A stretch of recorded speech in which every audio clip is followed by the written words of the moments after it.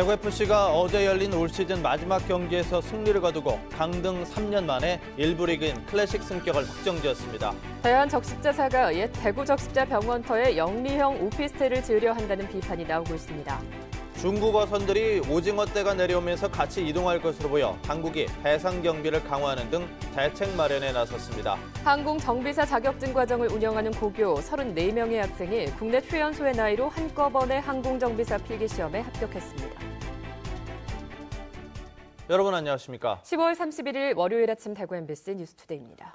출근길 옷차림 따뜻하게 하셔야겠습니다. 평년보다 기온이 낮습니다. 오늘 밤부터 모레까지는 추위가 절정을 보이겠습니다. 이시정 기상캐스터입니다. 네, 10월의 마지막 날인 오늘도 가을 추위가 기승을 부리겠습니다. 현재 기온 청송 4도, 대구가 7도를 보이고 있는 가운데 낮 기온은 청송이 11도, 대구 13도로 계절을 약 한 달가량이나 앞서가겠습니다. 이번 추위는 오늘 밤부터 모레까지 절정을 보일 것으로 예상되는데요. 특히 모레 아침 청송을 비롯한 일부 지역은 아침 기온이 영하 3도 안팎까지 떨어지면서 올가을 들어 가장 추운 날씨를 보이겠고요. 낮 기온도 10도 안팎에 머무는 데다 찬바람까지 강하게 불면서 체감온도를 끌어내리겠습니다. 출퇴근길 두툼한 겨울옷으로 추위 대비 단단히 하시는 게 좋겠습니다. 종일 맑은 하늘이 드러났던 어제와 다르게 오늘은 대체로 흐린 날씨가 이어지겠고요. 울릉도와 독도는 오후부터 밤 사이에 5에서 20mm가량의 비가 내리겠습니다. 또 해안가와 내륙을 중심으로는 바람도 무척 강하게 불 것으로 보이니까요. 피해 없도록 대비 철저히 하시는 게 좋겠습니다. 이번 때이른 가을 추위는 주 후반부터 차츰 누그러지겠지만 여전히 평년보다는 낮은 기온을 보이겠습니다. 날씨 정보였습니다. 프로축구 대구FC가 어제 대구에서 펼쳐진 대전과의 K리그 2016 시즌 마지막 경기에서 승리를 거두면서 지난 2013 시즌 강등 이후 3년 만에 일부 클래식 복귀를 확정지었습니다. 서관 기자가 보도합니다. 이기면 무조건 자동 승격. 지거나 비기더라도 승격의 가능성은 있고 안산의 경기 결과에 따라 우승도 가능했지만 대구FC는 승격의 모든 것을 집중했습니다. 전반부터 대전을 상대로 공격을 이어간 대구. 하지만 좀처럼 대전의 골문은 열리지 않았는데요. 쉴 새 없이 이어지는 공격 끝에 결국 후반 34분 세징야의 환상적인 중거리포가 골망을 흔듭니다. A bola ia entrar, o clima estava favorável para a gente e a gente foi persistente, acreditamos até o fim e tá aí. Subimos, infelizmente não fomos campeões, mas subimos o time. 이로써 내년부터 대구FC는 K리그 클래식에서 뛰게 됐습니다. 비록 안산에게 우승컵을 내줬지만 승격을 위한 조건을 스스로 이뤄낸 데 의미가 남다릅니다. 승격이 다가 아니라 생각합니다. 지금부터 꿈을 펼칠 수 있는 그런 공간으로 들어가는 거고 그 속에서 꿈을 이룰 수 있게끔 대구시나 모든 면에서 재선의 지원이 필요하다 생각합니다. 승리와 함께 자동 승격을 이뤄낸 대구FC는 2017 시즌 대구 스타디움의 마지막 해를 K리그 클래식에서 보낼 수 있게 됐습니다. 다시 돌아가게 된 최고의 무대 K리그 클래식에서 대구FC가 어떤 모습을 보일지 승격이라는 결과로 마무리한 2016 시즌을 넘어 이제 다가오는 클래식 무대를 앞두고 대구는 더욱 뜨거운 축구의 봄을 향한 기대감이 한층 더 커지고 있습니다. MBC 뉴스 서건입니다. 적십자 회비를 걷어서 공익 활동을 하는 대한적십자사가 옛 대구 적십자병원터에 영리형 오피스텔을 지으려 한다는 비판이 나오고 있습니다. 적십자사는 정해진 것이 없다고 밝혔지만 자체 용역 보고서에는 병원터를 활용한 수익 창출 방안이 제기됐습니다.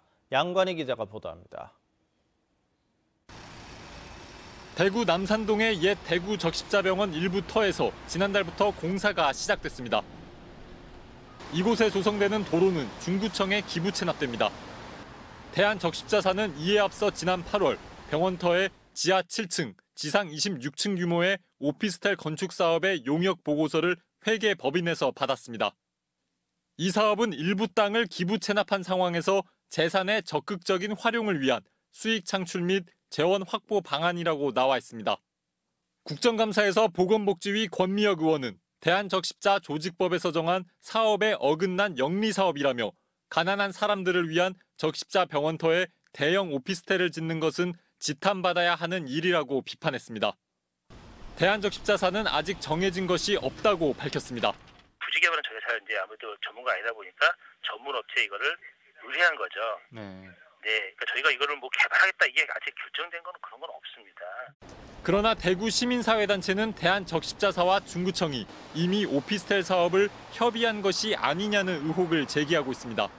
적십자 정신에도 이배되고 대구 시민들을 우롱하는 것이기 때문에 돈벌이에만 급급하다면 대구 시민들과 함께 적십자 해비 납부 거부 운동을 펼칠 계획으로 있습니다. 옛 병원터는 올해 1월 중구청 도시계획위원회가 종합의료시설에서 제외해 이 터에는 오피스텔 등 부동산 개발이 가능하게 됐습니다.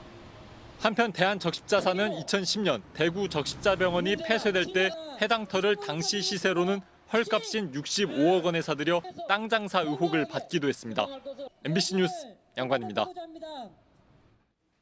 국내 전자상거래 기업인 쿠팡이 대구에 친환경 첨단 물류센터를 건립합니다. 대구시와 쿠팡은 오늘 오후 시청 상황실에서 친환경 첨단 물류센터 건립에 관한 투자 협약을 체결하고 대구 국가산업단지 7825제곱미터터에 1,000여 원을 투입해 오는 2018년 3월 준공을 목표로 물류센터를 지을 예정입니다.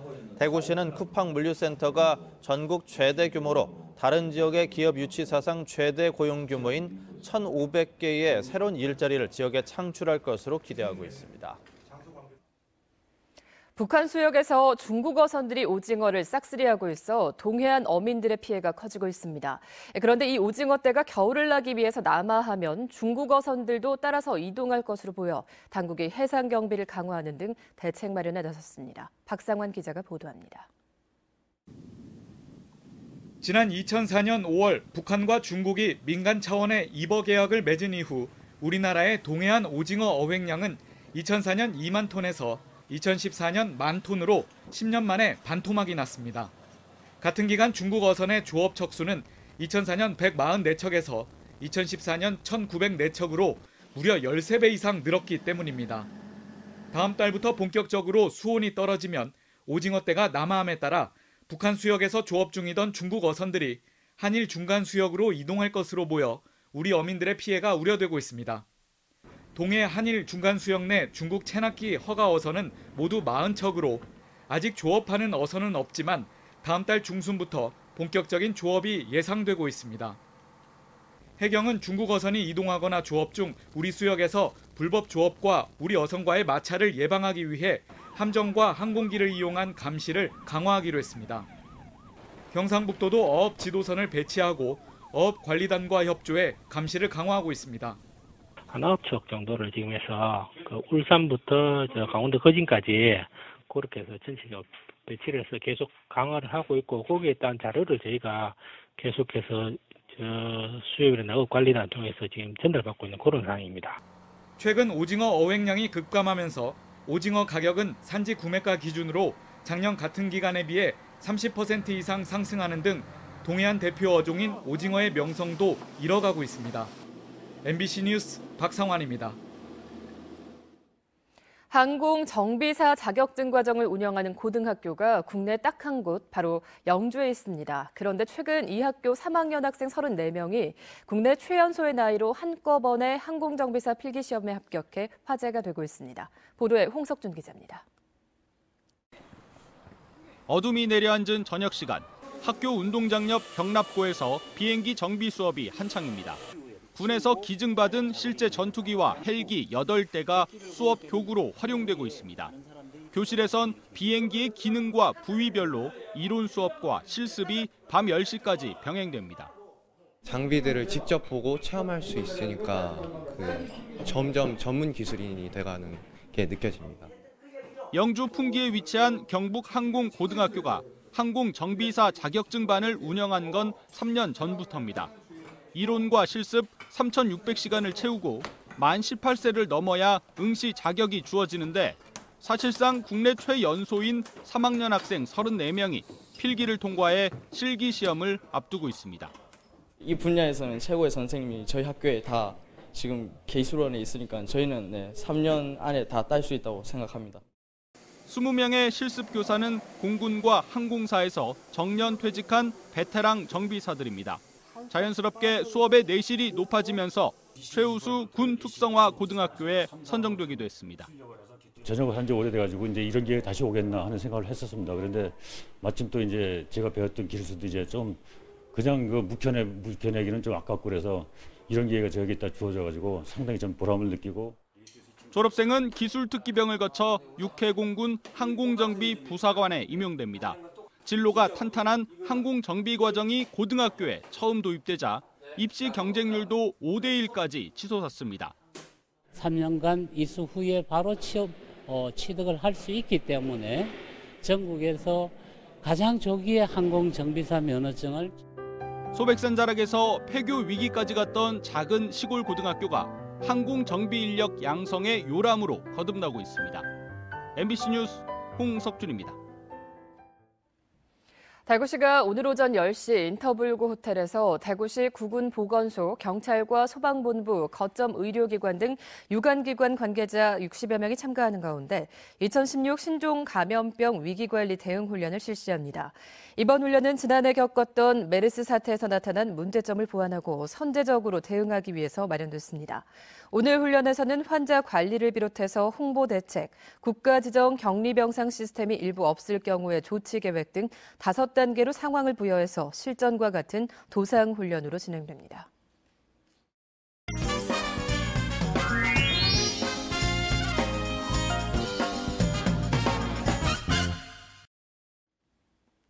다음은 영어남 교류를 앞당기기 위한 영어남 교환 뉴스 순서입니다.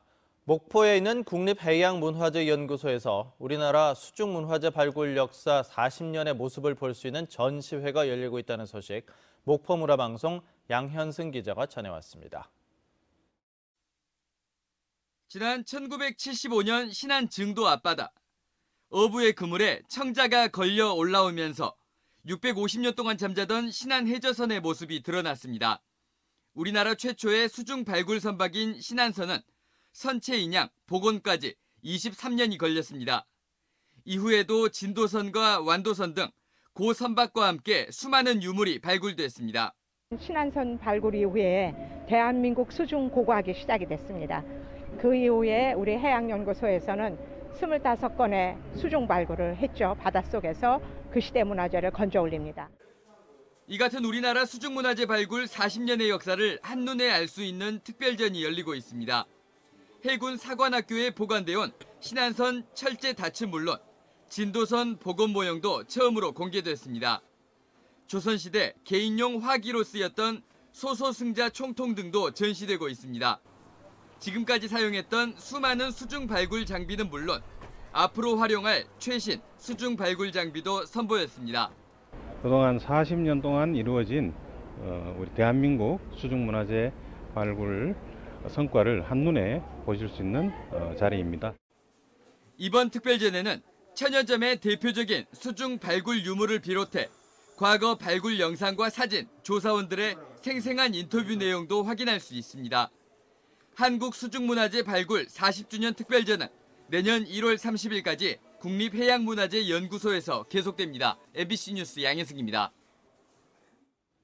다음은 부산문화방송에서 보내온 소식입니다. 집안 대대로 이어온 사업을 물려받아 젊은 감각으로 탈바꿈하는 청년들이 늘고 있습니다. 대기업이나 중견기업이 아닌 평범한 소상공인들이라고 하는데요. 대구의 많은 중소기업인들도 참고하면 좋을 것 같습니다. 부산문화방송 임설웅 기자가 전해드립니다. 근사한 포장용 상자에 담긴 미역이 시장이나 마트에서 흔히 보던 미역과는 느낌부터 다릅니다. 이 업체 대표는 28살 박혜라 씨입니다. 50년 전 할아버지가 시작한 기장미역 양식 사업을 잇기 위해 13살 때부터 걸어온 프로 골퍼의 길도 포기했습니다. 맛과 품질이 뛰어난 기장미역에 감각적인 디자인을 입히자 최근 젊은 층에서 출산 선물로 인기입니다. 바다의 건강함을 보다 쉽게 섭취할 수 있는 일들을 저희가 좀 준비해서 제공하는 역할을 꼭 하고 싶습니다. 예쁜 용기에 담겨져 있어 화장품처럼 보이지만 천연 벌꿀입니다. 34살 천윤필 대표는 장인의 양봉업을 새 브랜드로 탄생시켰습니다. 소비자들이 천연 벌꿀을 손쉽게 접할 수 있도록 용기를 튜브 형태 등으로 개발한 겁니다. 최근엔 홈쇼핑과 면세점에도 진출했습니다. 베이커리 델리 같은 그런 해서 결합하는 그런 허니 카페로 조금 나아가고 싶은 좀 그런 목표와 희망이 있습니다. 부산 창조경제혁신센터는 이처럼 가업을 이어 새롭게 창업하는 청년들에게 판로 개척 등 다양한 지원을 펼치고 있습니다. MBC 뉴스 임선응입니다. 2016 대구 중소기업인 대회가 오늘 오후 5시 반 호텔 인터블고 2층 컨벤션홀에서 열립니다. 올해로 21번째 열릴 이번 대구 중소기업인 대회는 온 세계를 누비는 대구 경제, 더 큰 도약을 위해 우리 중소기업인이 달리겠습니다를 슬로건으로 채택했습니다. 오늘 행사에는 중소기업 대상과 성과 우수 스타기업 등 24곳의 지역 우수기업 시상식도 함께 이뤄집니다. 경상북도가 추진하고 있는 새마을 세계화 사업과 관련해 세네갈 벼농사 시범단지에서 첫 수확을 했습니다. 지난 7월 파종과 모내기에 이어서 첫 수확을 했는데 쌀 생산량 예측 결과 헥타르당 6.5톤 정도로 현지 평균 생산량 2.5톤보다 2.6배 정도 증산될 것으로 예상했습니다. 경상북도는 벼농사에 척박한 토양으로 이루어진 세네갈 현지에서 농기계 30여 종을 지원하고 벼농사 기술을 전파하고 가르쳐 새마을 시범마을 2곳의 유휴지 10헥타르를 농지로 개간하고 안정적인 농업 용수를 확보했습니다. 가을철을 맞아 쥐와 다람쥐 등 설치류가 옮기는 열성 질환인 신증후군 출혈열과 렙토스피라증 등에 감염되지 않도록 주의가 필요합니다. 보건당국은 이들 질환의 감염 신고가 지난해보다 약 2배 늘었다며 주로 10월과 11월에 발생하는데 산과 풀밭, 논 등 감염 위험이 높은 곳에서의 야외 활동은 삼가줄 것을 당부했습니다. 만약에 야외 활동을 한 뒤에는 세탁과 샤워를 하고 발열과 오한, 근육통 등의 증상이 나타나면 즉시 의료기관을 방문해야 한다고 강조했습니다. 전국적으로 가을 배추의 재배 면적이 줄어든 가운데 올해 경북의 재배 면적이 전국에서 두 번째로 넓었습니다. 통계청이 발표한 시도별 가을 재배 면적에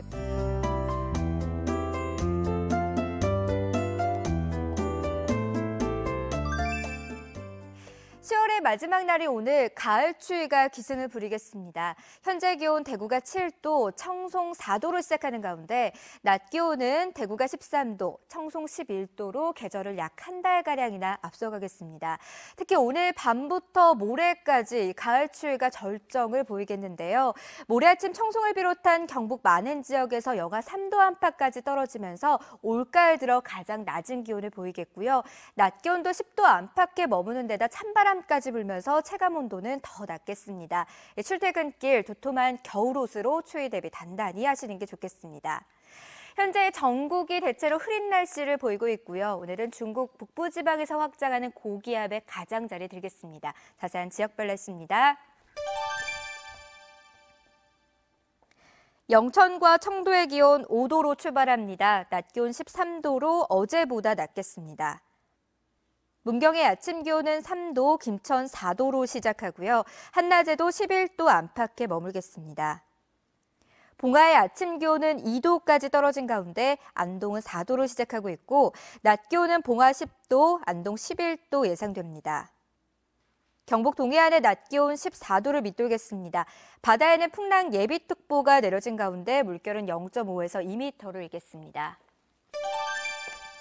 이번 때이른 가을 추위는 주 후반부터 차츰 누그러지겠지만 여전히 평년보다는 낮은 기온 분포를 보이겠습니다. 날씨 정보였습니다.